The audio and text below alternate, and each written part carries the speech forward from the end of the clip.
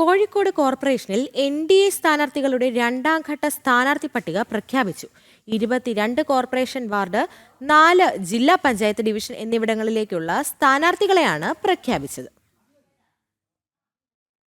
ബി.ജെ.പിക്കേറെ വിജയസാധ്യതയുള്ള മൂന്നാലിങ്ങൽ, ചേവരമ്പലം തുടങ്ങിയ കോർപ്പറേഷനിലെ 22 ഡിവിഷനിലെ സ്ഥാനാർത്ഥികളെയാണ് ഇന്ന് പ്രഖ്യാപിച്ചത്. കേരളത്തിലെ രാഷ്ട്രീയ അന്തരീക്ഷത്തിൽ ഭാരതീയ ജനതാ പാർട്ടി എല്ലാ അർത്ഥതലങ്ങളിലും മുന്നേറിക്കൊണ്ടിരിക്കുകയാണ്.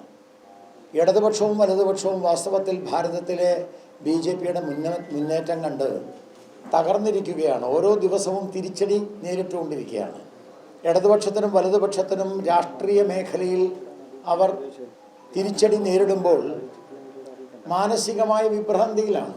ബി.ജെ.പി നേതാവ് അഡ്വക്കേറ്റ് ബി ഗോപാലകൃഷ്ണൻ ഷാൾ അണിയിച്ച് സ്ഥാനാർത്ഥികളെ സ്വീകരിച്ചു.